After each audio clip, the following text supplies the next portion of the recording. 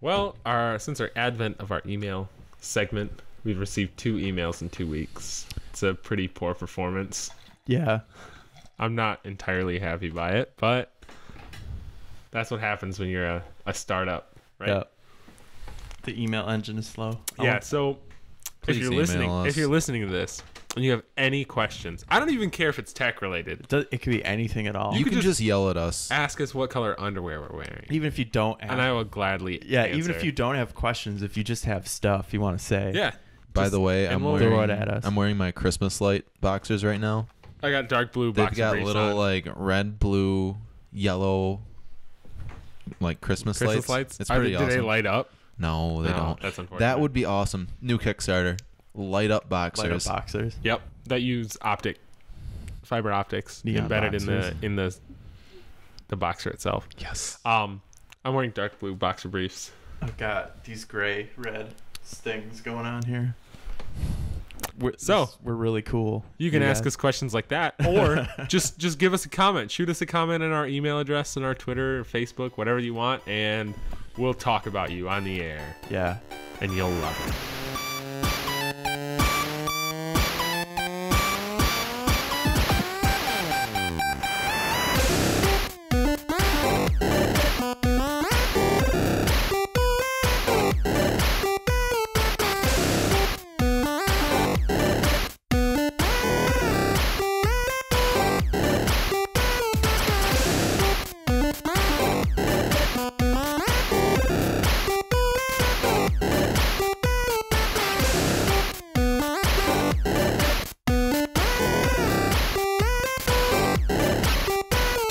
Hey everyone, and welcome to the 4th week of the TechBuzzed podcast, your raw and slightly inebriated look into the world of technology. I'm Nick Smock.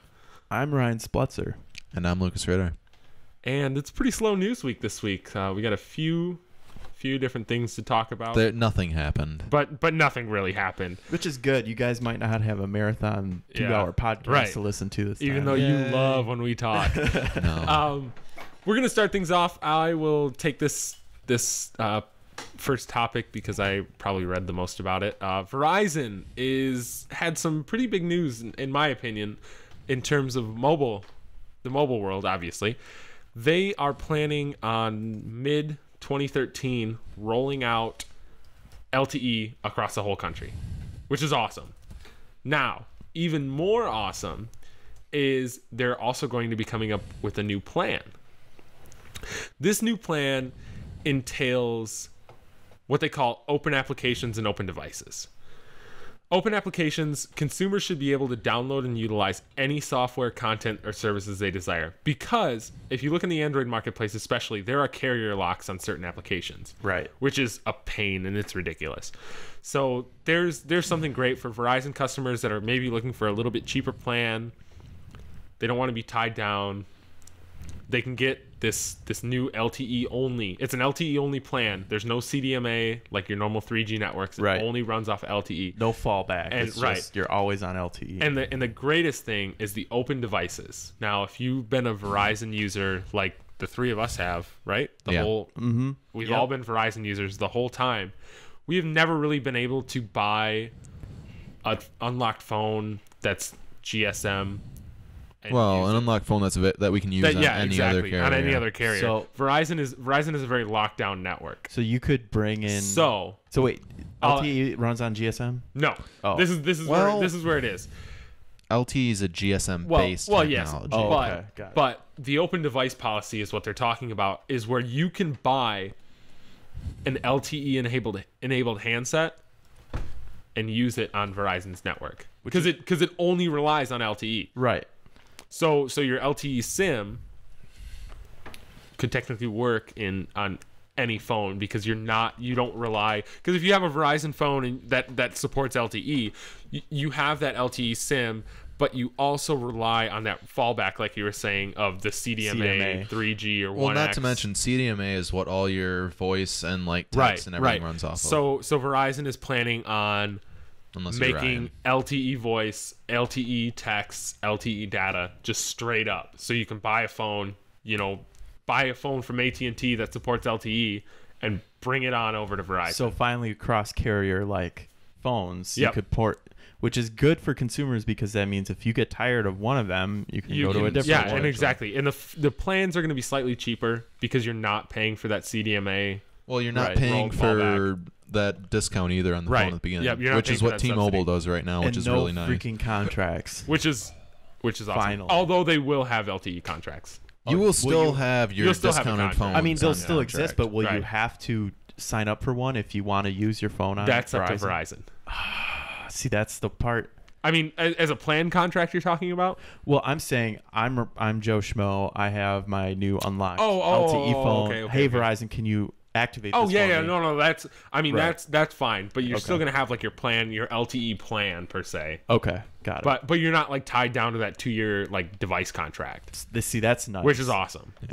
Because for the folks, I mean, probably like us, who more than likely will buy, if we had this option, would buy a new phone every year because once we have the easily, money, we want easily. Yeah, because we now like we're not stuck anymore, right. And hopefully with the Nexus 4 is a good example. Mm-hmm. That's except for it won't have LTE, but yeah, it's a good example. But it's a phone that we want. It's a phone that we all want, and we could just go out and buy it and bring it onto Verizon. Right. If it was LTE. If it was LTE. I mean, yeah, if it was LTE. But it's promising for the future to know that the Nexus 5 might be, something you can just go get and bring to whatever carrier you want, AT&T or Verizon. Which is awesome. The trick is getting the LTE phones cheap enough to enable that, because otherwise you're going to be buying these like $699 unlocked phones. But I have a feeling that we're going to see a change in pricing when it comes to phones once this network is rolled out. Once it's rolled out. Yeah, because Verizon's going to want you to buy unsubsidized phones, and they're not going to get you to buy unsubsidized phones if they're $700. That's true. But well, also you're completely missing a radio. Like there's not going to be a radio in the phone. So I mean that's going to drive prices down right there. A little bit. I still have a hard time believing that Verizon's going to put this out in the open. I think they're still going to try and sell their phones on contract because they earn so much more money. And they can get people to do it. But I still feel like there's going to be a way to for like us and for like everyone who actually pays a lot more attention to it instead of just buying a phone because smartphone, yay. It's going to be a great idea for you because you'll be able to buy a phone and then you're not going to be spending, even if it's like maybe a 20% discount, 10, 15, 20% discount on your plan every month. Right.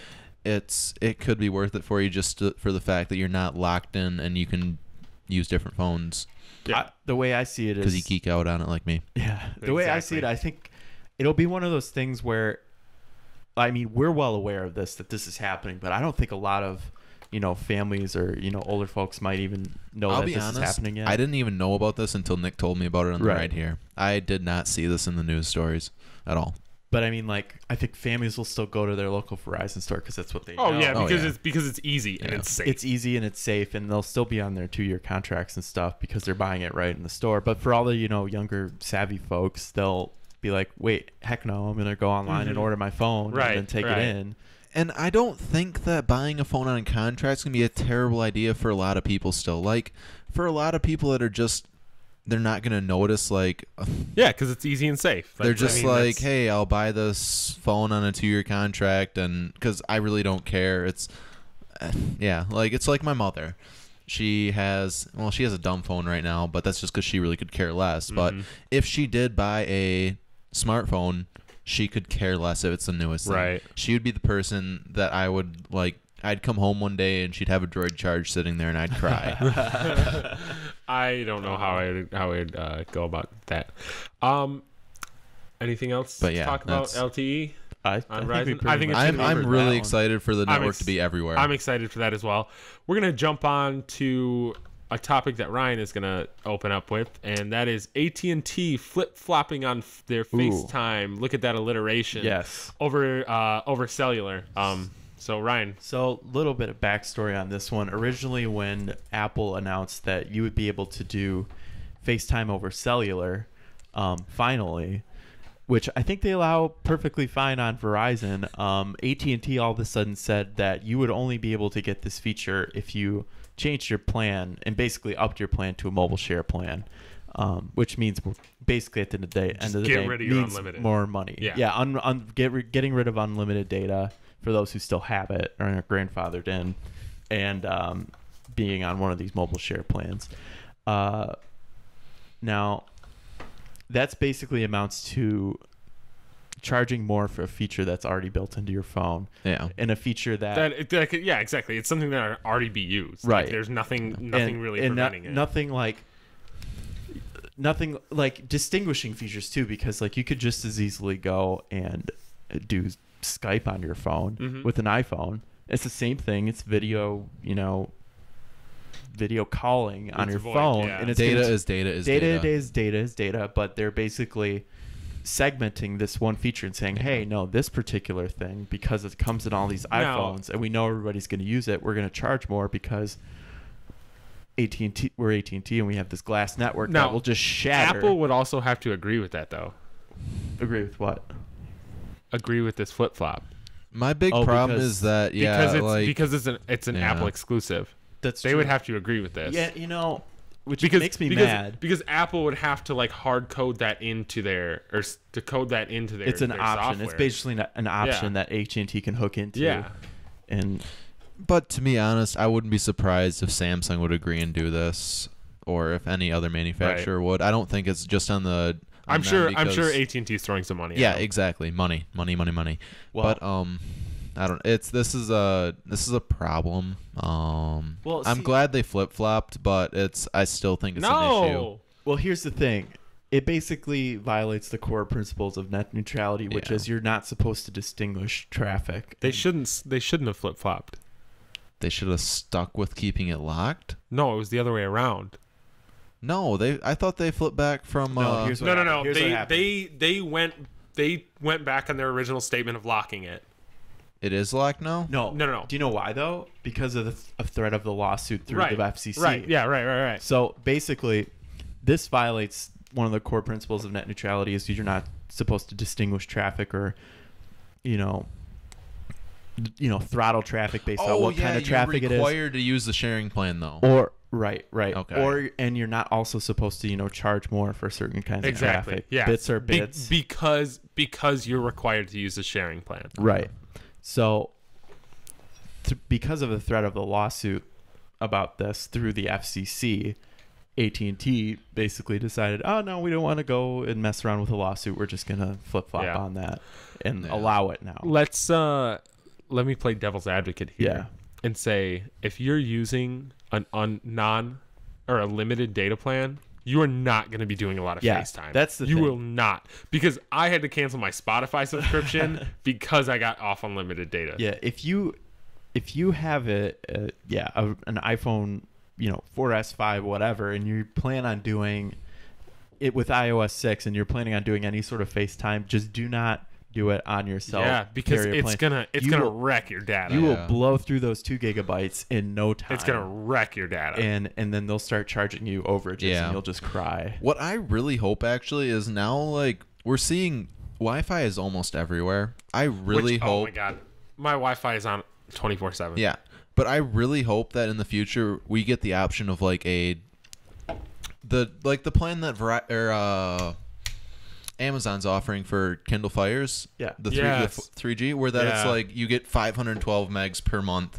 or 256 for a year for $70 or something. It's pretty cheap. Like, I would love to see more of that stuff coming out to where you have like a little bit of data just in case you're in BFE, right? But at the same time, you're paying a lot less for your plan, right? Because honestly, like, I have a hard time seeing it coming through because the carriers are carriers. I just updated the ROM on my phone, but on my last version of the ROM that I was using, I had like a list of Wi-Fi networks that I had like set up in my phone, like just tons. Because everywhere I go, I use Wi-Fi. I'm at school, I use Wi-Fi. I'm at the bar, I use Wi-Fi. I'm anywhere, I'm using Wi-Fi.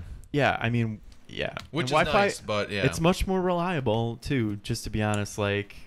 I feel like I can rely on it much more. And then there's those days where I like splurge on data, and so I'm creating a safety net for those days where I'm like, oh man, this podcast, I forgot to download it while I was on Wi-Fi. I'll just stream it. Yep. I do that too. Yeah, so I use Wi-Fi wherever possible, and then I'm just like I'm able to keep my like data limits to a minimum. Right. I still love my unlimited data plan. Yeah, though. go screw yourself. And AT&T, I mean, they do this too. They're like, oh, we encourage you to use Wi-Fi. You know, no, that's not the phrase they use. The phrase is, we allow you to use Wi-Fi. So we encourage that sort of use for FaceTime, you know, versus using it over the cell network, which their 4G air quotes cell network, which is not really 4G. Now here's something at the bottom of the post. Yeah. On The Verge. AT&T tells us that LTE devices that aren't on mobile share plans will in fact be able to use FaceTime on HSPA, which is hilarious. Right. LTE phones. Oh wait, AT&T doesn't have an LTE network. Right. Yeah, they do. Okay, in like 2 cities. It's like what Verizon's was in the beginning of the year. They've got it in Chicago. They've got it in San AT&T Fran. calls their HSPA LTE. Yeah, their HSPA so- Plus. But okay, this is gonna be terrible of me to say, but for most people, HSPA Plus is for plenty sure. fast. No, I mean that's not a terrible. Like thing to say, 'cause I that's think it's true. crap that they're calling it 4G, and this is another big argument about like LTE technically isn't even a 4G standard. No, it's not. LTA Plus and WiMAX. Yeah. WiMAX Next are actually true 4G services, but they're Right. not offered anywhere, and Right. because carriers are carriers. Hey, it's 4G. Sprint tried. Yeah. Well, and I wouldn't be surprised if WiMAX made a comeback, maybe if Clearwire actually doesn't go out of business, but I don't think that's the thing is like WiMAX Plus, it's fast, but it's just LTE's taken over, so I don't. I Right. think it's going to be it's shut a little down. too late. Yeah. Just like how GSM's taken over across the globe, and we're just stuck with CDMA here. Like it's a standard that could be good, but yeah. Anyway, Lucas, you have something you'd like to talk about? yeah, I do. I don't know if anyone's going to be up on what you're about to talk about, but Yeah, this is something I actually kind of been thinking about like the last couple of days, and it's a kind of cheap phone, but I really want a Windows Phone 8 device that isn't like I can't afford a $600 device, like but an 8X or like an 8X. I would 920. love to have an 8X, but I am that's very crazy. tempted to get a Lumia 822 if they follow about the same pricing as what AT&T has been doing on the 920 and 820, because actually you can get an 820 for I think $350, which it's more Unlocked. than unlocked, yes, Yeah. Right. which is more than like a Nexus 4, but at the same time it has LTE, and my biggest problem is the screen, but since I'm that Windows Phone fanboy here, It just looks like a entry level brick. smartphone. Yeah, it looks like does. an entry level smartphone. it does, but I'm just Form factor slab. Rounded. my main reasoning for doing it though is because I'm already like so deep into the entire Microsoft ecosystem that it may work for me very well, because I have to use Office for work, or well, for school, not really for work. I don't use Office at work, but and like just since I have Windows 8 on my computer, it'll sync a lot easier. It's just I'm very tempted by it. Like if I can find it. The screen is icky on this. Yeah, it's 800 by 480, which and is it's a last gen. WVGA screen. Ooh. Like the SCHI 760 It still had WVGA. uses it uses Nokia's Clear Black technology though. Like it'll be a decent screen for its resolution. It'll have good screen tech, but it's not a good screen. It'll be a very good screen for its resolution, and I think the average user wouldn't notice, but people like me, I'm kind of curious what it would do, me coming from a 720p screen. But I don't know. I'm just, if the price is right, I would be very tempted to try it out and see if I like it, just for the case of me trying out phones because I'm a freak. So you're trying to stay on the unlocked route. Yeah, I'd go unlocked because then I can keep my unlimited data plan. I would not buy it on a contract. On Verizon. Yes, on Verizon. I kind of wish I would have done that now because, yeah. That's tough. Yeah, I lost mine a while ago, but anyways, yeah. Well, that's why like I might keep buying phones on eBay just because, like, granted, I took the risk and I did this. I had a Samsung Galaxy Nexus here, and it had just terrible connectivity issues, and like even worse than what yours was doing there. Like I couldn't get service once it updated to 4.0.4. That's crazy. Like none. I couldn't make a phone call. I could barely send out a text. So that's when I actually ended up using an HTC like a Windows Phone 7.5 phone. It was a crappy phone, but I love the thing just because I'd like touching it. But beside the point, it was a terrible phone. And just because it was last gen, it was like 2-year-old tech in a brand new phone. But yeah, I had issues with the last phone I bought on eBay because it wouldn't connect at times. Mm-hmm. Yeah. And since I bought it on there used, I couldn't go to the Verizon store and be like, "Hey, this phone isn't working." They'd be like, "Oh, you didn't buy it here, so go F yourself." Yeah. That's a pain. So I don't know. That's why I just said I'm very tempted because I want to get into that ecosystem. I want to play around with it. Like Android's fun. I like Android a lot, but I'm kind of bored by it too because it's just a bunch of apps on a screen. I don't play around with my phone at all. It's just a work. I don't know. I would agree with you about Android just because, like, I mean, I do a few select things on it, but I don't ever really download that many new apps. Yeah. I guess I'm not as adventurous as I used to be in terms of, like, trying to find new apps because I do the select few things I want to do with my phone. Yeah. And then I'm done, you know? Like, I don't play a lot of games on it, really. I just kind of... I need my email, my calendar, my Google Drive gets me to my files. That is like really important for me. Yeah, because I don't use Microsoft Office at all. Right. Yeah. Yeah, that's my big thing. Is since I use Office, I could use it in classes, and once I am planning. But Drive, I use it everywhere. Yeah. I use Office Suite. I got Office Suite for free through Amazon App Store. Right. And that syncs up with Drive now. Well, I use Drive just for syncing files in general. Like not even just docs. I use docs. All the time. That's all I use. I still use Drive actually quite a bit whenever I want to use a file across multiple devices, but at the same time, since I've stopped using my Chromebook so much since using Windows 8 on my laptop has made it stable again. I don't use my Chromebook anymore because I can have like 30 tabs open now instead of like grinding to a halt with Pandora open in the background and goddamn, like, because it's a first generation Samsung Chromebook, so it doesn't have any power to it. Right. Like, it works great for taking it out, 8-hour battery life, being able to go out and use it for everything, but when I want to get something done. Yeah. Outside, and the nice thing is the Chromebooks, they don't support RTF files. Which that's is weird. Ooh, that's really strange. That's really weird because Google Docs supports RTF. Yeah, like that's the thing is if you download it on a Chromebook, it won't work. But then what you have to do is you have to go onto a laptop that supports it, like my computer, download it, and then re-upload it as a RTF is a funky file, like a doc file system though.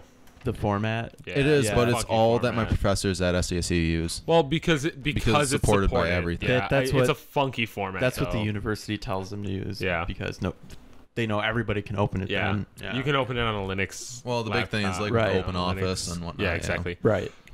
I think we're gonna jump on this next topic. Little bit of gaming news for you. Microsoft has released a super secret tablet that's coming out. And they haven't released it, I didn't. Well, they announced it. Actually, Verge got it. Tom Warren got an exclusive on it. He didn't post a whole lot about it. Really? But, he wasn't allowed to post a whole lot about it. Okay. But Microsoft is coming out with a 7-inch tablet. Code name. I don't know if it's a code name or what, but it's the Xbox Surface is so far what they're calling it. It looks pretty interesting. It's gonna be like the most useful thing. I think they're gonna take smart glass to a new level when this thing gets released. They're already planning on releasing it before the new console comes out. Yeah. I think it's gonna take Surface to the next level. I think it's gonna make Surface a household name. Not Surface, but Smart Glass. Smart Glass. Yes, because it is a gaming tablet. And so, it's meant... I think you're going to be able to get your Xbox Live Arcade games.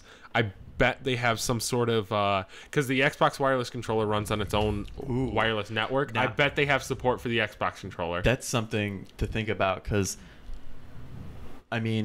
like if I could play a game like Braid, exactly, exactly, like an indie game or like an Xbox Live Arcade game on a 7-inch tablet you could use on-screen controls, Right. or I bet because the Xbox controller uses like a 25 or 24.6, whatever that wireless like net frequency is. Oh yeah. They use a special like Wi-Fi frequency.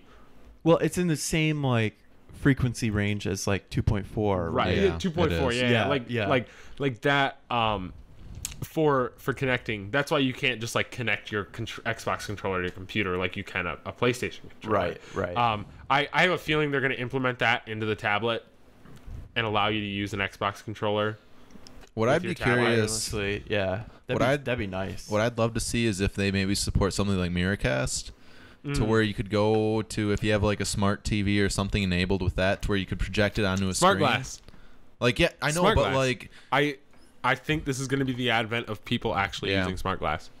so basically it would just completely poop on oh my god, what was that Kickstarter? Oh, Ouya? Ouya? The thing. Ouya! I'm But sadly that going just to be died. having one of those. No, that died. What? No, it didn't. Yeah. It's still going. Yeah, I get emails from it. because OnLive is done. They It's have not to find based a new on OnLive. anymore. No, it's Android. Well, but OnLive is based on Android too. OnLive was going to be supported in it, but OnLive Okay, wasn't so- the so- only thing. Oh yeah, it's still around. Yeah, I'm yeah. surprised. I am still going to be getting one. I'm surprised. Well, they got bought. Remember? OnLive did, yeah. OnLive did. OnLive but OnLive did. is like done. No, What do you mean done? no. Like the person that bought them is like. I don't think they're gonna do OnLive is anything not with it. done. Oh, OnLive really? will be back. It's just the thing is they were in debt and they were a little before their time. It's just the latency issues were just too big to Well, handle, and for- I don't know if they were a little before their time or if they were a little after their people time. don't actually- have fast enough internet. Understandable. I think they were a little after their time. Well, I think everyone else that had more money than them jumped on what they were doing. I think it's a great idea still. I'm not arguing The thing about OnLive is to support a service like that, you need servers upon servers Yes. upon servers, and that means a lot of money, Yeah. it's a lot Yeah. of resources. a lot of resources, a lot of fixed assets, and for like a smaller kind of startup company like that, that's really tough to pull off. Yeah. You know, without like a bunch of Right. Yeah. capital backers. you But know? but jumping back on a topic, like I think Anyway. this is going to be the device if you own an Xbox 360 or if you own the upcoming whatever they're going to call it, the 720 720 or whatever, which is, if they call it the 720 it's stupid. or if you're even It's just so unoriginal. oh yeah, I don't like that name very much. But like if you own one of those, like this tablet is for you. Zero questions. Yeah. Or even if you're in the the general Microsoft like Bubble. environment. See, but All the now time. here's my thing though. Is if you're in that bubble but you don't play Xbox, don't buy this. No reason Is to. it just it's gonna locked be down. geared? It's locked down. Oh, okay. It is an It's Xbox gonna have. tablet. So It's this actually not like Windows 8. It's gonna be Right. a custom kernel. It's an Xbox tablet. Yeah. It's for this isn't like Microsoft's Nexus 7. It's, Right, It's, right. It's No, like an actual it is- just geared for it a is gaming like- tablet. Yeah, it's a gaming tablet, strictly gaming tablet, and like you pretty much have to have a live account. to I use it. really, really, really, really hope they still support all the RT apps though, because if they don't, that is just I don't- another shot I in think- the foot of your I think- new ecosystem you're trying to build. I think they're gonna support. They're not gonna support all the RT apps, but they're gonna support some. You're gonna get your social. so it'll be an networking. even more lockdown net. Right, or you're gonna get your store. you're gonna get your social networking. Yeah. You're gonna get a web browser, maybe a Netflix app. I think What else do well, you need? it'll be a subset of the Windows 8. Yeah. Yeah, RT that's apps. pretty much what Like it's gonna be. if Windows 8 RT can run everything in the App Store, the new Surface tablet for Xbox will just run a subset of that. Right, It won't yeah, be yeah. everything. I mean, yeah, no, but yeah, you're gonna get like your Tweetro, you're gonna get your Yeah. Facebook app, you're gonna get your Netflix app, maybe If your Twitter doesn't kill Dropbox app. Tweetro first. I think yeah, oh gosh, Well, yeah. We should talk about that in a minute. Yeah. But I think it'll be like everything you would kind of expect to have on a tablet like the Nexus 7, Yeah. like Yeah. on the Windows side Yeah. or would be available on this app. I hope they make most of the stuff available, but it's because I think when they tried to make this big marketing push with Windows Phone 8 or Windows Phone 7 actually with, hey, if you have an Xbox, buy a Windows Phone 7, but it just wasn't good enough, I don't think. I think, but like with this might be a great way where, since it's much more legitimately just, hey, Xbox tablet. Yeah, great, this is a great jumping off point to sell the new versions of the Xbox. Yeah. And I think it'll pull more people. Yeah. It's gonna sell. These devices are gonna sell because the kid with the Xbox is gonna be like, this is what I need. Especially if they can get it. Dad, Yeah. Mom, I need this. I need this. I think it's the good gateway drug to a Windows phone. Too, it is. You know? Especially if they get it down maybe $250, not if it's cheap. $250. Yeah, if it's sub 300, I think it's gonna sell like hotcakes to 360 users. Because the thing is, I think they can get away with more than what like the Kindle or the Nexus 7 are, because they have the Xbox branding behind it. But yep. I think anything more than $300, it'll be a no-go. And not only will it be a gateway drug to Windows Phone 8, but Windows 8. Oh, yeah, definitely. Because the Xbox, the 360 interface, the what do they call that now? Next Gen UI or whatever? Yeah, like, modern UI. Modern UI. Yeah. Like, the Xbox UI is a gateway drug to Windows 8. Because I'm not going to lie, I remember on Reddit like 2 weeks ago, everyone was complaining about how there's so many ads everywhere, but like I love that UI. I will take that. I play my PS3 more than I play my 360. Yeah, I will take that UI over the PS3's. The PS3's interface is straight doo-doo, and it's so annoying, like how garbage it is. But I think we're gonna move on here. Oh, okay. We're gonna complain about the Twitter API stories. Now that you mentioned it. Yeah, since we Twitter, talked about tweet you guys suck. Yeah, you know what? And it makes no sense why they're doing this. What?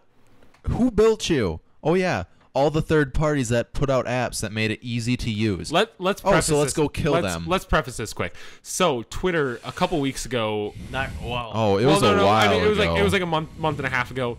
They were in talks and they eventually followed through on this, and they're limiting third-party apps. How many users can be on a third-party app, which makes zero sense whatsoever. It's like 200,000, and then once you reach that point, you have to go talk to Twitter at that point. Right. Yeah. Like it makes zero sense at all. And then recently, what was the whole recent story? Lucas, you know more about this. This isn't like a huge story, but Tom Warren from The Verge was tweeting today, and I kind of saw it because I use Tweetro, and I guess they talked to him about it, and basically Tweetro is bumping up against that 100,000 user. Oh, is that 100,000? Oh man. It's 100,000. I think it is 100,000. Wow, that was less than I thought. Man. But they're bumping up against that limit because they have a very good Twitter client for Windows 8, and I use it. I love it. I just kind of pin it off on the side while I'm messing around the desktop, and it's just got my timeline there. Speaking of that, before you continue, there's actually an app that was out for iOS that jumped to Android, and they put it in beta on Android. It hit the 100,000 limit during its beta. Was it Tweetbot? Yes. It hit the 100,000 limit during its beta. I literally can't get Tweetbot anymore on Android. I don't know now, but like a month ago. It's kind of up in the air. A month ago, Eileen Rivera signed up for Tweetbot, and then she was going to sign up for Tweetbot for the All About Android Twitter, and she couldn't because they hit it during closed beta. Tweetbot is not for Android yet. I don't know what it wasn't Tweetbot. It was a popular iOS Twitter app that or BlackBerry, I don't remember. Regardless, it was a popular app on a different platform that they put a closed beta out. Yeah. For Android. Beta. And it hit the limit during the closed beta. Well, geez. So continue what you're saying, Lucas. But yeah, basically they talked to Tom from The Verge and Tom Warren, great guy. Tom Warren, yeah. Anyway, they talked to him about how they basically got a ton of downloads once Windows 8 was released. Right. And now when you download the app, supposedly, this is coming from Tweetro, this is what they said, is that you'll try and log in, but it'll say it's not connecting to the server. So like basically, since they're hitting that limit, you can't.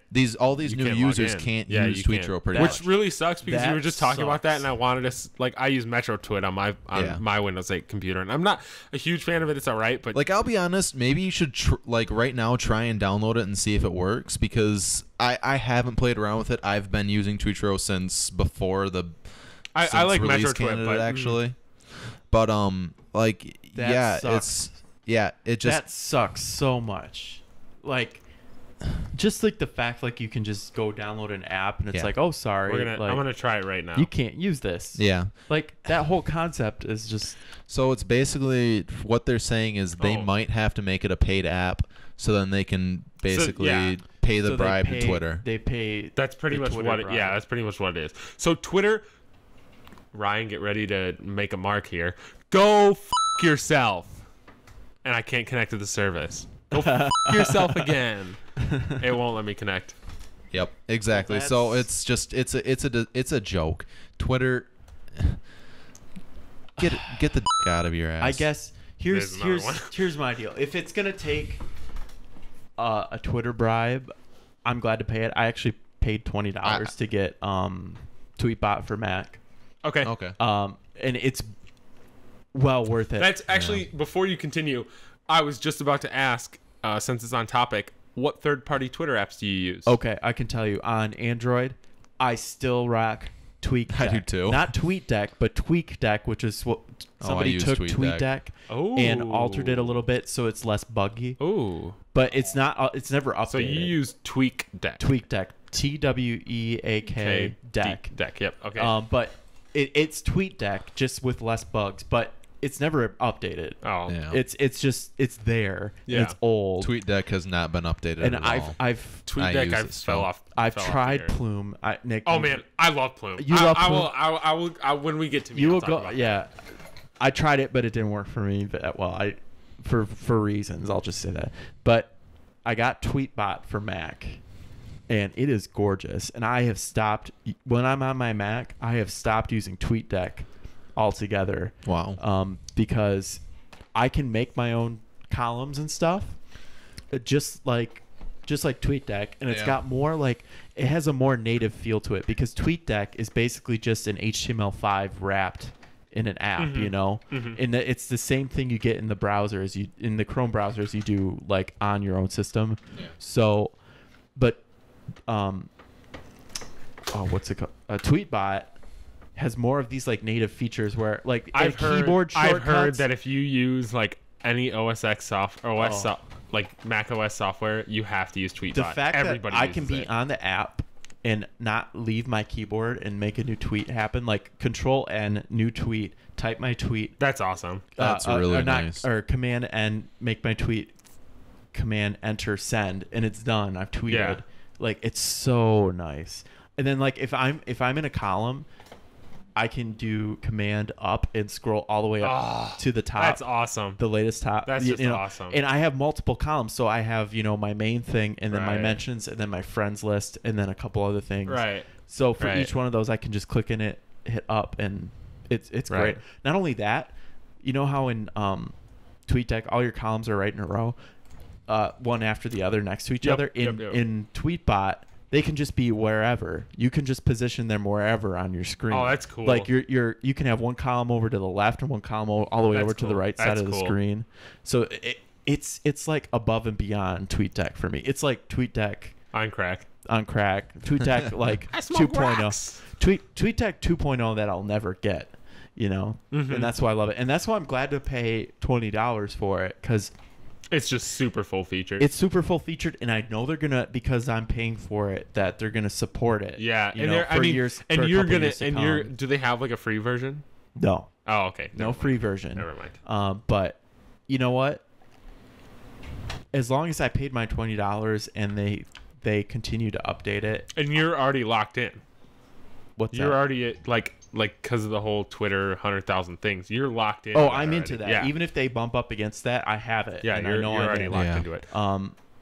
But I'm just happy because I know paying my money for it, or I hope paying my money for it, that they're going to update it and I'm sure they will. And keep on it with features like that. That's nuts. Lucas, you use Tweetro.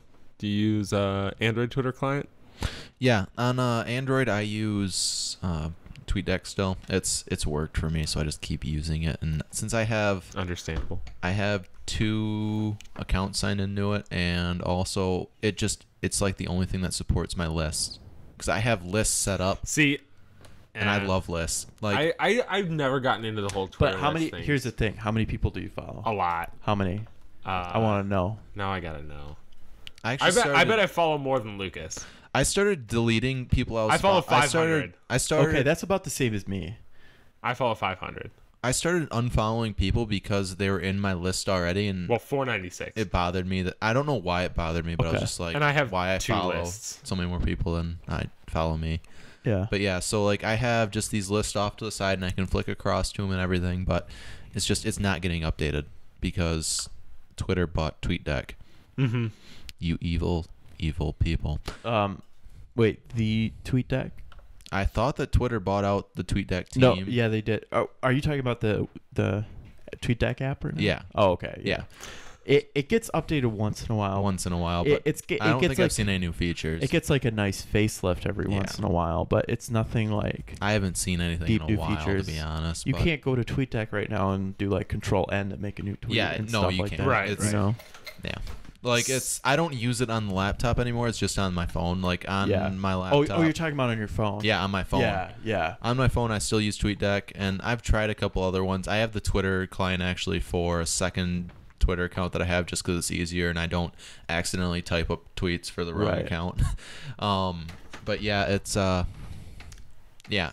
don't use it on the laptop anymore. On the laptop, I use Tweetro because, like I said, with Windows 8, you can snap programs off to the side, and they just keep running, like in the Metro mode. And so then I just have that off to the side running, and then I've got the other. God, it looks like over 2/3 of the screen. I'd say almost 7/8 of the screen. Since I do most of the stuff on the desktop, just because I don't use a ton of Metro apps yet. Right.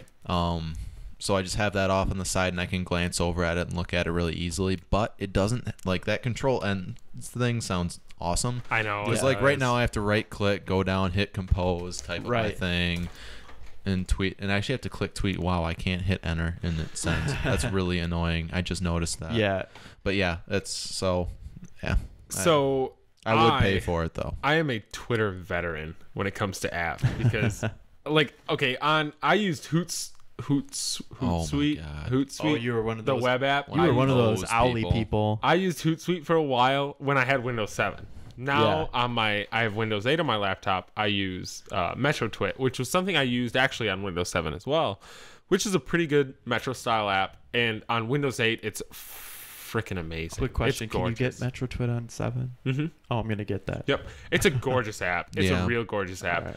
It's Metro style completely, but on Windows 8, it sets the bar. Can I just say my problems with Metro Twit? I guess I haven't, go ahead. I haven't played with the Windows 8 one yet. Actually, I think I used it for like an hour. But My only issue with it, before you continue, my only issue with the Windows 8 version is I can't, because I do have 2 lists, like I said, I can't show those lists, or I haven't found how to show those lists on my home screen. Oh, okay. I have to like right click and then go to my list. What really bothers me about it, and this is from my use of it on Windows 7 actually, ads.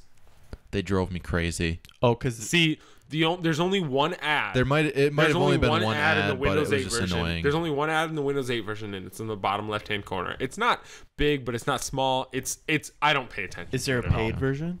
Yeah. Yes. Oh, okay. Yeah. So you can get rid of that. Yeah, for I mean, how You much? can get the. I think it's like $3. It's Oh, 3 or 4 whatever. bucks. It's Yeah. pretty Yeah. cheap, but But on Android, I am a Twitter app veteran. I have 3. No, wait, 1, 2. Yeah, I have 4 paid Twitter apps that I have purchased. What? Okay. Run them down. I'm gonna start with the one I started with to the one I'm currently using. Okay. The one I actually started with was Twidroid, Twidroid, which actually I haven't looked at it in a while, but it is an amazing app, and I will never like talk bad about Twidroid because it's a great Twitter app. I'm just gonna echo your sentiments for Twidroid real quick because back when I got my original Yes. Droid, Was it that not was like amazing? that was like the app for Twitter. Like, And then- it was pretty awesome. And then after that, I mean, that was like, and it was like $5 when I got it, which is like pricey for an app. Like, and I still paid for it. Then after that, I started using Tweetcaster by One Louder Apps, and that was like $2. I hated that app with a passion. Is that bird with the like thin neck? Here's the icon for it. Okay. It's a really, the icon for That's it on is a iOS really, as well, right? Okay, yeah, I think so. yeah. But they're actually it's a garbage app. Never use it. I think I've used Tweetcaster on multiple platforms. Okay, every yeah, time. they're on a quite just a few because some person's like, oh, Tweetcaster, and then I just look at it and I'm like, what? The problem with Tweetcaster is it's the same as if you ever used any Uber social apps. Because I used Uber social on my Uber Twit on my BlackBerry when I had a BlackBerry. Oh yeah, and I like did too. they are just like crazy about their own stuff. Like they just even when you pay for it, they just push all their own stuff on you, and you're like, get out of here. But I didn't like that app. Twika is another app that I use. That came out about a few months ago. No, about a year ago or so. This is actually a pretty nice looking app. I was surprised by it. It's a nice looking app, but I have Plume, and I've had Plume for a while. And Plume is my favorite Android Twitter app. I absolutely love it. And I paid $5 for this app as well. And it's just like, I see no wrong in this now, app. Can I tell you? Yeah, I want to hear why you don't like it, actually. Why I don't like it. Nothing to do with the design of it, really, or anything.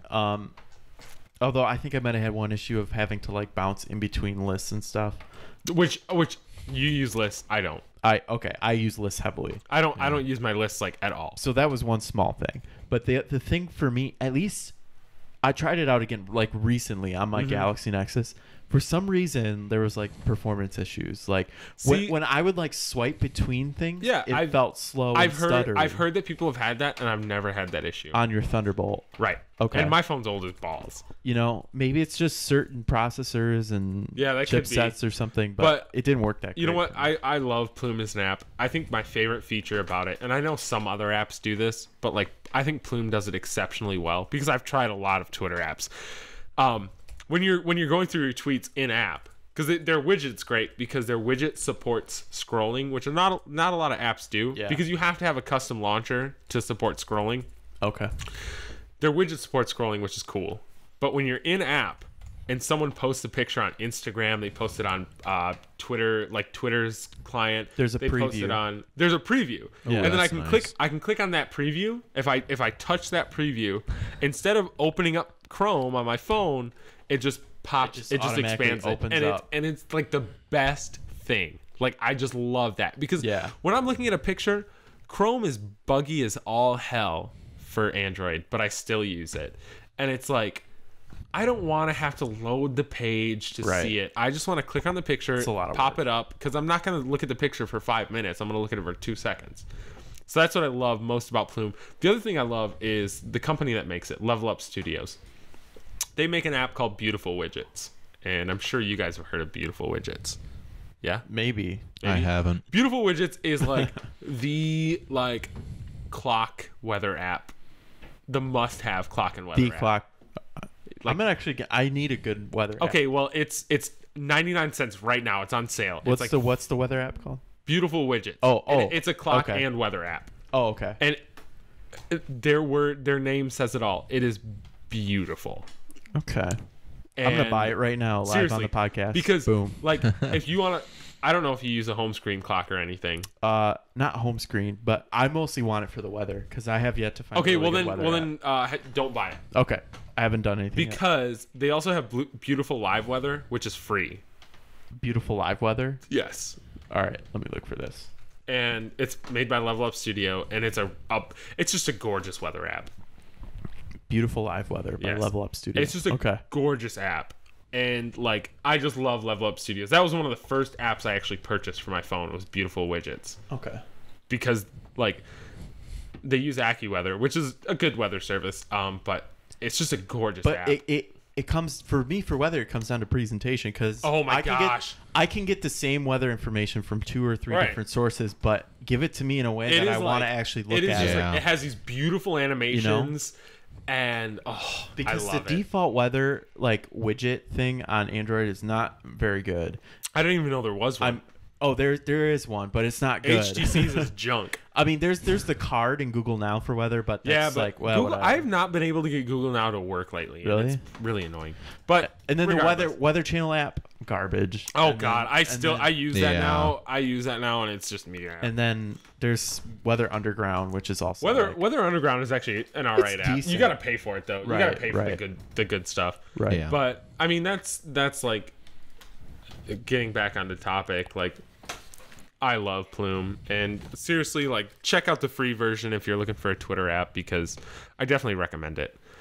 I think we're gonna jump onto our next topic, and we're Yes. gonna talk about CIA Director David Petraeus, and I think Ryan, you're gonna take this one for a little bit. So, General Petraeus, who's done many things in his career with the government, had a little scandal happen with him recently, and apparently, the way this happened. Well, first off, let me set the scene for you. He recently handed in his resignation to President Obama over a extramarital affair. It turns out the way people found out about this affair was the FBI actually hacked into / got his password to his Gmail account. And like, because the reason they were trying to get into his Gmail account was because they were worried actually that other people were trying to get into his Gmail account. So they were trying to make sure it was secure. I don't know if they thought there was like some Chinese like government folks trying to look at it or something, or what have you. Whatever. But they were worried about its security, his personal Gmail account. So they got into it and discovered these emails that kind of led a breadcrumb trail to this kind of extramarital affair scandal thing. Oh, great. And the funniest thing about this to me is that on my Gmail account, I have enabled two-factor authentication. And the way that works is on any device where I'm signing into my Google account for the first time, it brings up a prompt screen, and it basically prompts you and says, hey, put in this 6-digit code. And then on my phone, I open the Google Authenticator app, which has a unique 6-digit code that changes every 60 seconds. And I plug that in and hit enter. And then it says, okay, you're obviously you. Yeah. We trust you. We're going to let you log in now. And that in security, Blizzard does this too. Blizzard does that too. Yeah. Two-factor authentication. Blizzard's activation is actually pretty interesting. Right? Do they require it for everyone now? No. Okay, Blizzard's activation is pretty interesting because what happens is if your account is compromised and then you take action on it, they require activation. So I actually have a widget on my phone because my account was compromised. So now I have this widget on my phone that I have to refresh every time I log in. Yep. Get the activation code and then throw it in. It's kind of a pain, but it's nice. No, I'm seriously, because my account was compromised. I love it. No, because someone could steal my StarCraft key at any minute. I mean, you can be more secure and it's less convenience, but hey, that's the trade-off that always happens. And I had somebody that tried to get into my Gmail account from Vietnam a few months ago. I had it the other week. Really? Did I tell you about my Best Buy gift certificate incident? No. I think I might. Yeah. I had that podcast. I had a $50 Best Buy gift certificate because I bought my digital SLR through Best Buy. So I got a $50 gift certificate for spending $2,500. Yeah. And so I walk into the store because I was buying a remote for my camera. Right. And it was $20. So I bought $40 in Steam gift certificates and then the remote, which came out to $60. So after my $50 gift certificate, it was like $10. The guy's like, "You've already redeemed this." And I was like, no, I didn't. And he's like, "Yeah, it said it was redeemed on October 7th. And I was like, I didn't even get the email until like the 8th. So someone had access to my email account, redeemed the gift certificate, archived or deleted the email, redeemed the gift certificate, and then put it back into my inbox the next day. Sneaky bastards. Yes. So I you know what? Best Buy I not only do I love you for this, but I really think you need to change this policy. I called a week later to talk about this gift certificate. Within a 5-minute phone conversation, I had a $50 gift certificate waiting for me in my email inbox. Oh, good. 5-minute phone conversation. All right. I was just like, hey, here's my, she just asked for my name, my phone number, and my home address. Right. Those 3 things. And I was just like, I could probably do it again. And just call back and be like, someone redeemed my $50 gift certificate. But what I think she looked up is where it was redeemed. Oh. And then realized it was not redeemed anywhere near Saginaw. Redeemed in San Diego. Yeah, or like it was redeemed online and shipped to somewhere in Korea. Yeah. Like something like that. So I was actually I'm really happy with Best Buy for that, because I was really worried that they were just going to be like, nope, sorry. And I would have been like, well, that was for nothing. Thanks. Yeah. Oh, man. Yeah, so two-factor authentication. It's available in Google right now. It's available on Facebook. I believe. Yes. In Facebook, you can go enable it. And actually, in the Facebook app on your phone, that's where the authentication code is. So if you ever need to log in somewhere, you pop open the Facebook app, go to options, and there's your 6-digit code that changes every 60 seconds. Yeah, I use that. So I encourage folks anywhere you can do two-factor authentication to do it. It's, in security terms, it's called passing the football. And remember SSL. SSL. Everything. Is important. Yeah. When you go to a site that you're logging into, if they have an option to do this, to make SSL, to make it easier, when you have an HTTPS as opposed to HTTP, do it anytime. Every time. Anytime and every time. Because that's a 128-bit secure login. Right. I want to just go into two-factor real quick and explain it to folks that might not have ever run into it again. In security terms, it's called passing the football. And the reason it's called that is because when you go to log in, the site basically, quote, passes you a football, which is a random thing that happens based on, when you log in. So at any given time, they say, okay, if you're really you should be able to catch the football. Yeah. And in this case, the football is this 6-digit code that changes every 60 seconds.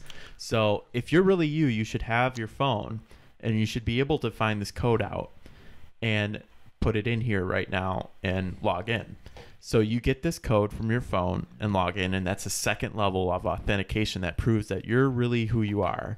So for instance, let's say somebody got your password for your account, they would go and try to log in, but then the app or whatever it is would pass the football, throw the football, and you would get the notification on your phone that, hey, you're trying to log into this site. But then you realize, oh, that's not me trying to log in. Yeah, I should probably change my password. But at the same time, that person that's trying to log in can't get the 6-digit code and can't get into your account. But now you may think, oh, I don't need to change my password. I get the 6-digit code. Change your password. Change your password. If someone has your password, change it. Right. Because eventually there will be ways around it. Right. And that's inevitable. So then they know they have the first level taken care of, and they'll keep working on trying to get that second level. Right. Exactly. They'll figure out a way to get that second level code. So it's just a good way to keep yourself more secure. And if General Petraeus would have had this enabled, nobody might have found out about his little affair thing. Oh man, poor guy. We got one email this week, so we're gonna jump onto our one email. It's from listener Mark H. Dearest TechBuzzed, I recently got a Samsung Galaxy S3, and a friend of mine asked if I planned on rooting it. I've always sort of thought that rooting and jailbreaking is a bad thing. Is it? What does rooting entail? Also, why should I root? Are there benefits to rooting and jailbreaking that will make my Android phone better? Or should I just stick with the Android version that it's running? I don't know about these two, but I think I am probably the best to answer this question because I have had my phone rooted since I bought it. You've done it a lot more than I have, I think. So why don't you take the helm? So, rooting essentially is, and based on your email, Mark, you're asking if it changes your Android version, or you asked something about that. Now, I don't want to get it confused that rooting an Android phone is the same as installing a custom ROM on your Android phone. So when you root your phone, front end, when you're looking at your phone, nothing has changed. Yeah. But in the back end, there's a slight difference. When you root your phone, you gain root powers or root abilities, where you have the ability to change anything or do anything on your like file system, essentially. So it takes a few minutes. It keeps everything intact in terms of your operating system. So your version of Android, if you have a Galaxy S3, I would assume you're probably running Ice Cream Sandwich. Yeah, you are right now. But you're overcoming some limitations that both the carrier and the manufacturer necessarily don't want you to have. I personally think it's a good thing. If you're not a power user or a mid-level user, if you're there to just watch YouTube videos and go online and text people, no reason you should root. But if you want to do some things that are a little more interesting, a little more like user heavy, advanced, yeah, you should definitely root. It takes a few minutes. It's not hard. Most of it is just software side. There's a huge community on this website called xda-developers.com, and all you have to do is go to their forums, look up your device, and they have all these developers that are just there to just make this process easy for you. Like, I have a HTC Thunderbolt, which is a phone. It's ancient, but 2 weeks after my phone came out, there was a one-click method where I plugged my phone into my computer, clicked a button, and it just went. Right. And it rooted my phone without me doing anything. Sometimes there's even apps in the actual Play Store that are one-click roots. Or there used to be a site by this group called Unrevoked, and you could actually just go to a web page on your phone, and it would just root your phone while you were sitting there. Wow. It downloaded a few files to take over that ability, but it would just do it right from your web browser. So the most important thing I can say about rooting is you get full control. There's a lot of like carrier locked apps that I was talking about a little earlier that you can actually like get around if you have your phone rooted, because there's some like Verizon and NFL network have a huge partnership. So if you're on AT&T or Sprint or something like that, there's ways you can get around installing that NFL app on your phone, even though it's locked to the Verizon network. But my biggest thing with rooting is I am a backup fiend. I back up my apps weekly, and I back up my contacts and text messages bi-weekly. Like, just nonstop, I'm backing up. And you won't be able to do that unless you're rooted, which I think is important, because you never know. With technology, you never know what's going to happen. Yeah. So if you're not like able to back that kind of stuff up, which Verizon has a backup, but from my experience, it's junk. Don't even think about Verizon's backup. That's my opinion about it. It's bad. Unfortunately, Mark, your phone doesn't have SD support. Hey, Luke, does it? Yeah, it does. Okay, Oh, so the never S3 mind. does. So never mind. The S3 All right. does have SD support. If you're an app guy, there is another great feature about having your phone rooted called App2SD, and that is a small application, or if you install a custom ROM, a lot of custom ROMs have it, and that allows you to install your apps directly to your SD card so that you can run them off of there. They're backed up to there, so if you ever have to hard reset your phone or anything, they're right there, and you don't need to worry about reinstalling them, which is, again, I have a 32 gig SD card on my phone. Most of my most important apps are installed on my SD card. So when I have a new custom ROM installed, or when I have to hard reset my phone, I can jump into those apps like that. I don't need to install them from the Play Store. And they're all their settings are still there. Yeah, exactly. Too. And it saves space on your phone's memory, because you don't have a lot. You probably have about 8 gigs. And then on top of that, it's just, there's a lot of really good apps that require root, because they're using system files that aren't normally allowed. Right. So if you plan on rooting, I guess this is the gist of what I'm trying to say. If you plan on doing things like backing up, or if you want to save some space on your phone's memory and put them on your SD card, root your phone. It's going to take a few minutes. Go to XDA Developers, like I said. Just do a Google search for it. It'll take you right to their forums. and it takes a few minutes, if that. You can install a custom ROM, but you don't have to. If you want to keep that touch whiz that you have on your phone, rooting it doesn't change anything. Ladies love on the the front whiz. end. Ladies love the whiz. Big Papa Joe. I mean, there's a lot of different reasons for you to root, but one reason why I did it like a while ago with my Droid 3 was the simple thing of being able to wirelessly tether. my phone. That's a big thing, but I have a feeling that now is not that big of an That's issue. subsiding a bit because now on my phone, on my Galaxy You're Nexus, allowed which is to. not rooted, you're not allowed to, but there are apps that will do it. So Yeah. PDA-net so is for one. instance, I can't just go into my settings and turn Wi-Fi hotspot on, Right. because that's a carrier But there enabled are thing. third-party But apps. I have a third-party app that. What app do you use? Foxfi. Oh, I've heard about that. It's That's pretty very good. It's one touch. It turns on. And I it use works great. Barnacle. I haven't heard of that one. I like Barnacle. Okay. I also used to use PDA-net, Okay. but that is a USB tethering app. So you have to have your USB plugged in, which is actually PDA-net. I'm kind of going off topic, but Mark, I hope we answered your question here. And if you want to tether with those apps, the FCC has ruled that it's completely Yep, legal now, so you're good. It doesn't even matter. But jumping back to what I was saying, PDA-net at the time was the most secure tethering app. No one could detect data coming through that. Oh, I see. Because it was USB tethered. Oh yeah. So they were just like carriers were just like, what's going on? They're just like they're using know. huge bandwidth, but we can't figure out why. Right. So if you were to use, I'm guessing now based on that, if you were to use the Foxfi app I mentioned, which is a wireless one, Foxfi or Barnacle, they would know if you're tethering, but but it doesn't at the same matter. time, They can't do anything about it so. because the FCC was like, you have to let people tether their phones. Unless you're on one of the older data plans. Even even on unlimited they have to. I thought on unlimited Nope. they can stop you. The FCC. I'm pretty sure they do. That's No, what I that's true. heard. No, that's true. On Lucas unlimited, is actually right. Yeah, Lucas on is unlimited right, they yeah. can stop you, but if you have you have an unlimited data if you plan. have a tiered data plan like 2 gigs or whatever, Or If you have a 10 gigs, tiered like- or yeah. one of the shared data plans, Yeah. you can.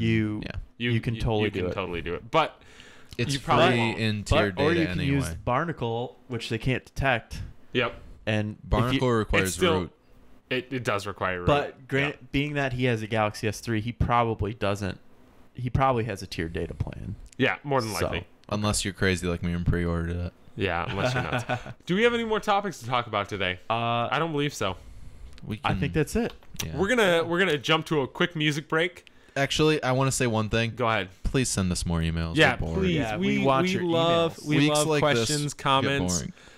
Because actually, these next few weeks are probably going to be really slow. Although HTC does have an announcement coming up soon. Ooh, I wonder what that's. So gonna be. it's going to be a new phone It's for Verizon. it's with Verizon. Oh. 5-inch phone, 1080p display. It's going to be Is there sexy. Galaxy supposedly. Note It's competitor? no. It's going to be. We talked about the HTC J Butterfly, the phone that's going to be coming out in Japan. It's Oh, essentially yeah. it's essentially that phone, That for phone. the US. Android. But it'll be fatter and it'll be black and red because it'll be Droid. Verizon, and it'll be it's a Droid branded phone. But the next few weeks are going to be really slow, so please send us emails. Oh, we beg you. emails, tweets, Facebook comments, whatever. Emails get us wet. But yeah, emails That was cute. So do things. we're gonna leave you guys with a quick music break, and we'll be back with beer.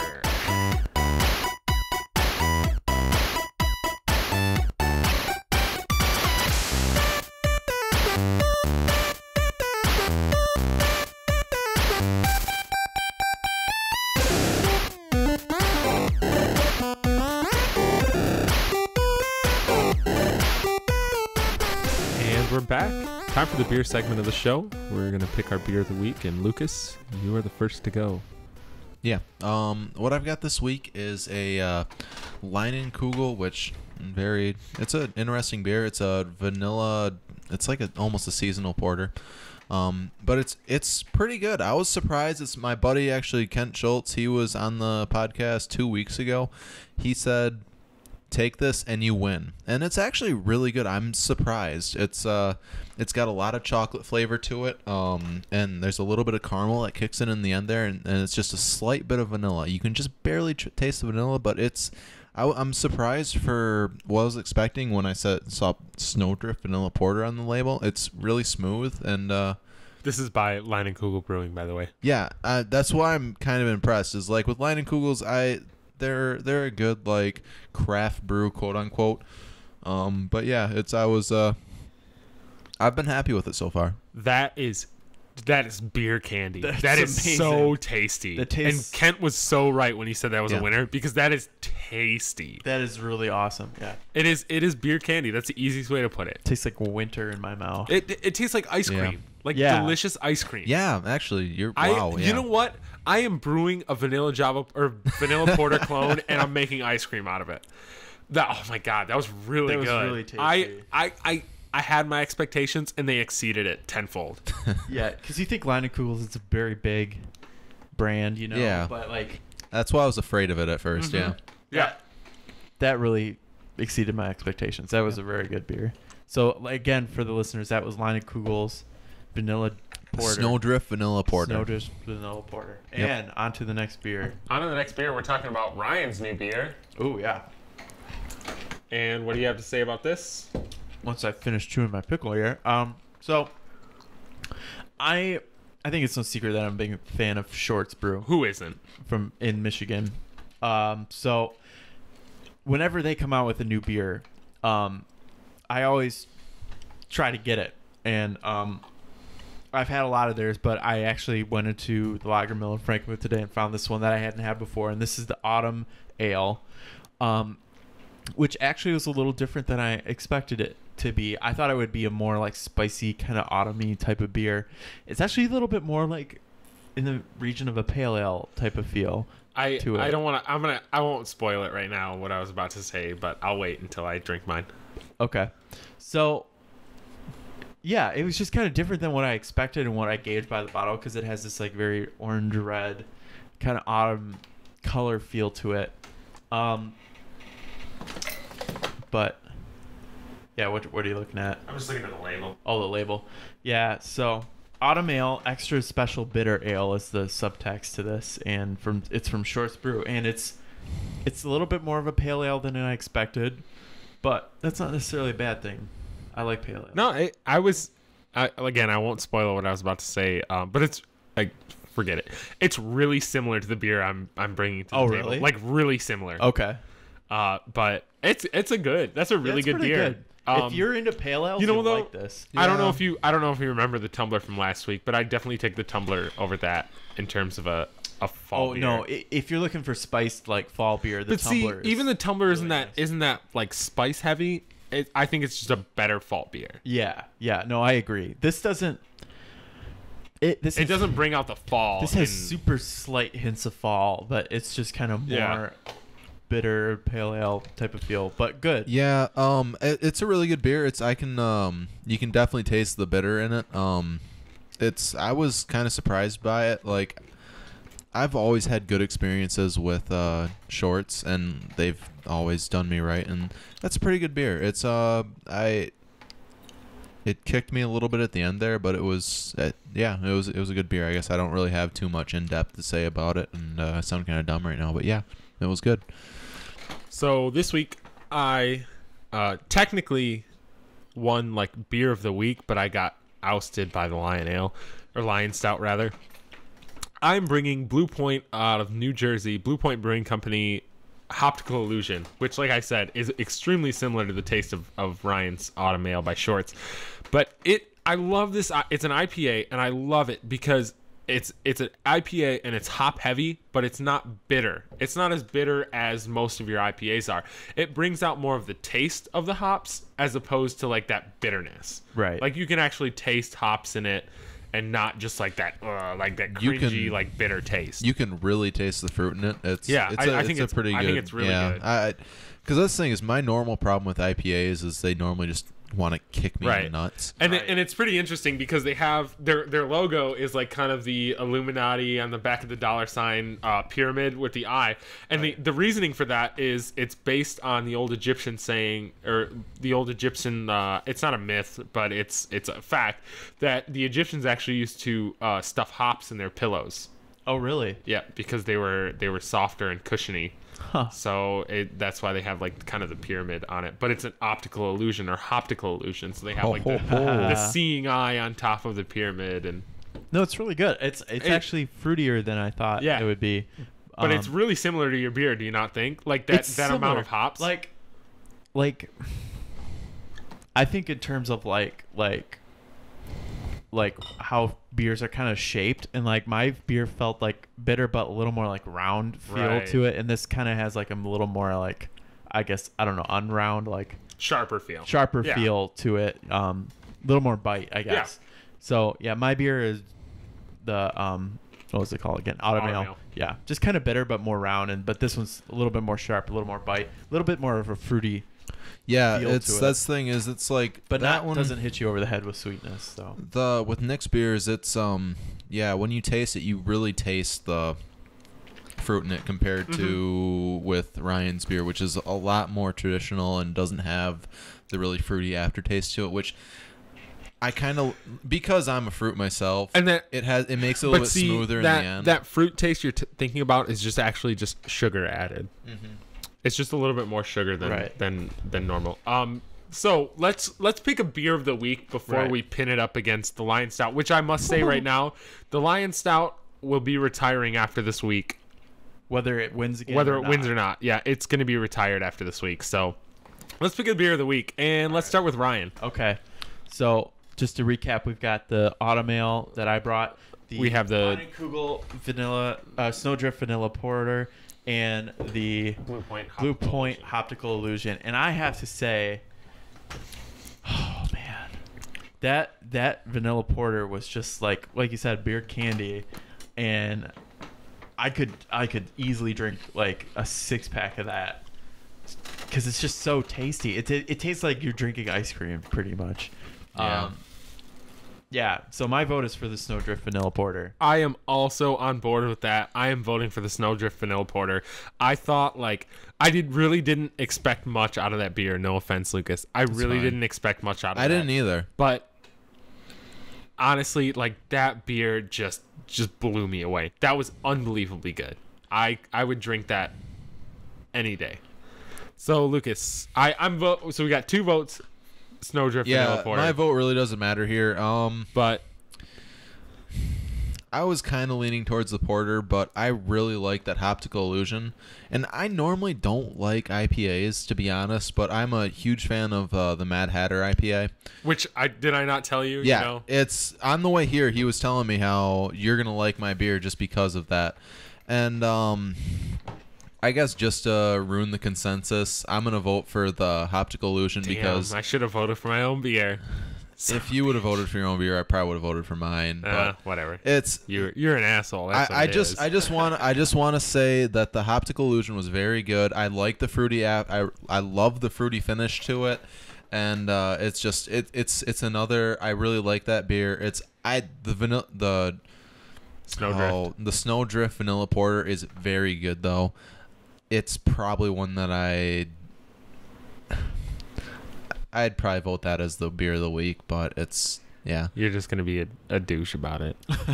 So I like both that and the Hoptical Illusion a lot. So we're saying that I want to say that Nick won last week, but I beat him with the Lion Stout overall. I kind of forgot about it at the beginning, but then he had to bring it up, so I won. Thanks. You did. Thanks, guys. But we're gonna. Speaking of that, we have Snowdrift Vanilla Porter beer of the week. Beer of the week, but we have to pin it up against last week and the week before's beer of the week, which was the Lion Stout. And Lucas, take a quick sip of that. Ryan, tell me your thoughts. Yeah, my thoughts on the Lion Stout. Trying it again now, I'm realizing now that it's got this kind of smoky aftertaste that I didn't notice before from the previous 2 weeks. Yeah. Which is kind of good. I mean, I like that, but that's just kind of new to me, that what I didn't notice before. Whereas the vanilla porter, again, I think compared to the Lion Stout, it's a little bit more rounded, a little sweeter. Again, we mentioned earlier, it was kind of tastes like ice cream. Lion Stout is a little more punchy than the vanilla porter. So also. The Lion Stout's like 8.8%. Right. And it has a lot more kick to it than the vanilla porter. I can't imagine the Leinenkugels is anything more than. It's got to be less than 6%. It's probably like 5.6. That's my guess. I'll look it up right now, but keep going. Yeah. So I mean, that's my general. What's your pick? My pick. Your pick. Oh, this is tough. Pick. It's 6%. It's listed on here. Can I try each Yeah. just back Yep. to back real quick again. Pass them around. Lucas, while he's trying Yeah, those, have you made a um, pick? I have not yet. I'm still kind of trying them out, but it's Okay, well, the thing is like with the Lion Stout, it's a lot more. It has the flavors much more complex than the Leinenkugel, but the Leinenkugel, like it, I don't know. It's like what Ryan was saying with the smoky flavor of the Lion Stout.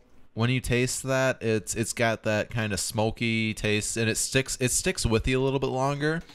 So I'm kind of leaning a little bit more towards the Lion Stout, but I really like that. well, The Snowdrift Vanilla. I have my pick, so I'm gonna make my pick right now. What's your pick? I still can't find anything better than the Lion Stout. Really? I'm going with the Lion Stout again Wow. because that is a beer that I can hang out and just sip all day. And I can sip it warm or cold, and I know that. I can sip that beer. Actually, you drank this beer during the podcast. Yes, I can drink that beer warm or cold. It is phenomenal. And I am going to vote for it, even though I did not want it to go another week. I'm voting for it, even though I love the Snowdrift Vanilla Porter. Like, that Lion Stout just gets me every time because it has that bourbon hint to it, that caramely, like fermented sugar, like bourbon hint to it, and I can't get over that. I love it too much. So Ryan, you made your pick yet? Yeah, after tasting both again, I would have to go with the Lion Stout again too. Ooh, Lucas. Well, I'm gonna go with the Lion Stout also. That's it. It's just that good. Three votes for the Lion It's Stout. a really, really, Seriously, really good beer. If you drink a stout and you haven't had the Lion Stout, get your ass off the couch and get out there. Go buy it. That means the Lion Stout, after 3 weeks, It will be retired to the Hall of Fame. It's in the Hall of Fame. Because but we're gonna continue drinking it all the time that because beer it's delicious. is nuts good. It's nuts. It is a great sipping beer for when you're sitting at work, Exactly. you're doing your job, just drink some Lion Stout. It's so good, and it's got a high alcohol content. Yeah, that's beautiful. Right. It is a little bit more of an expensive beer, but that's But then- that's what you get. That's what you get. You're paying for quality. But Right. let me finish here because Go ahead. They're both your beers, you asshole. I won both the beer of the week and the overall beer. I'm the first person to have a beer to be retired, and I just want to say, I want to thank everybody, all my sponsors for supporting me, and yeah, Sri Lanka. you guys. I just won beer of the week again. And you got your beer into the Hall of Fame. Yeah, I'm in the Hall of Fame. I'm like Drew Brees in 20 years. All right. I win. All right. So, thanks for listening to Tech Buzz this week. You can find me, Nick Smock, at Nick_Smock on Twitter. And you can find me, Ryan Spletzer, at Ryan Spletzer on Twitter. Yeah, and you can find me, Lucas Ritter, at Depressed Was Cool on Twitter. And yeah, just, you don't have to follow me. Just follow at TechBuzzed. They're way more interesting. follow our follow our Twitter page. account. Yep. At TechBuzzed. On Twitter. You can listen to any episode of the Tech Buzz podcast, our last 4, plus an after hours, and the after hours we're about to put out later this week. Sometime. At techbuzzed.libsyn.com. That's techbuzzed.libsyn.com. You can follow us on Facebook at facebook.com/techbuzzed. Send us your damn questions at techbuzzedpodcast@gmail.com. Do it. And if you're Do a it. favorite of watching videos of a blank page and listening to us talk, you can see us at youtube.com/techbuzzpodcast. Thanks for listening. We'll see you next week.